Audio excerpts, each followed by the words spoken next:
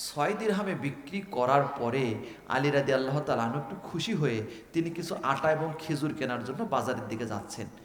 আটার দোকানে যাচ্ছেন, খেজুরের দোকানে যাচ্ছেন। এমন সময় পথের মধ্যে হঠাৎ করে একজন ব্যক্তি এসে বলতেছেন, আলী আসসালামু আলাইকুম, কেমন আছো? আলী বলতেছেন, ভালো। ওয়ালাইকুম আসসালাম, ভালো আছি। কি বলো? বলতেছেন, আলী কোরআনের কোন আয়াত পড়ো নাই? কি আয়াত?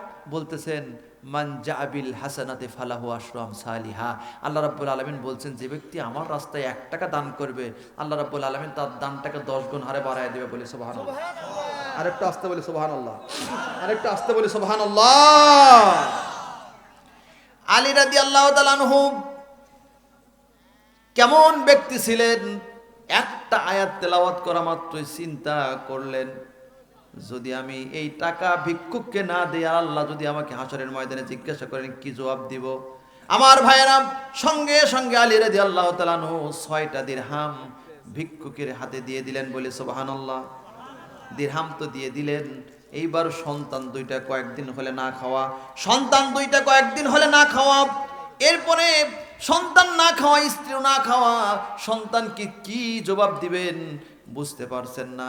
এইবার তিনি এক পা সামনের দিকে যান, আর একটু চিন্তা করেন, আমি আমার সন্তানকে আর আমার স্ত্রীকে কি জবাব দিব? আমি কিছু বুঝতে পারছি না, কি জবাব দিব কিছু বুঝতে পারছি না। আমার ভাইরা, এমন সময় খুব টেনশনে পড়ে গেলেন। কয়েক মিনিট তিনি চিন্তা করতে করতে বসে পড়ছেন। কি করছেন বলেন তো? বসে পড়ে তিনি নিচের দিকে তাকাইয়া চিন্তা করতেছেন, কি করব আমি কিছুই বুঝতে পারছি না। এইবার আলী রাদিয়াল্লাহু তাআলা আনহু চিন্তা করতেছেন, কি করব কিছু তো বুঝতে পারছি না। এমন সময় কিছু দূর যাওয়ার পরে দেখেন একজন ব্যক্তি একটা সুন্দর একটা উট নিয়ে রাস্তায় দাঁড়িয়ে আছে। বলি সুবহানাল্লাহ। কি নিয়ে দাঁড়িয়ে আছে? কি নিয়ে দাঁড়িয়ে আছে? উট নিয়ে দাঁড়িয়ে আছে। এইবার বলতেছেন, আলী আমার এই উটটা বিক্রি করব। আলী রাদিয়াল্লাহু তাআলা আনহু বলতেছেন, একে তো আমি টেনশনে আছি, তোমার থেকে উট কেমনে আমি কিনে নিব? এইবার আলী বলতেছেন, কেমনে আমি উট কিনবো? লোকটা বলতেছেন, আমি তোমার সঙ্গে ব্যবসা করব। তুমি কি কোরআনে আয়াত পড়ো নাই? আল্লাহ রাব্বুল আলামিন বলছেন, আহাল্লাল্লাহুল বায়া ওয়া হাররামার রিবা। সাহাবীরা কোনো আয়াত ছাড়া তারা কখনো কোনো কথা বলতেন না। আহাল্লাল্লাহুল বায়া ওয়া হাররামার রিবা, আল্লাহ পাক সুদকে হারাম করেছেন আর ব্যবসাকে হালাল করেছেন। বলি সুবহানাল্লাহ। আমি তোমার সঙ্গে ব্যবসা করব। কি করব?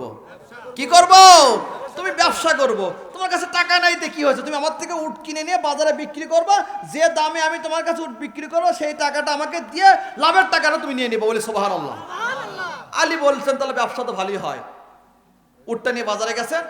একজন ব্যক্তি বলতেছেন, আলী এত সুন্দর উট আমি তো কিনে নিব, কত নিবা? বলতেছেন, উটটা তো আমি কিনছি 100 দিরহামে। কয় দিরহামে? কথা বলেন, কয় দিরহামে?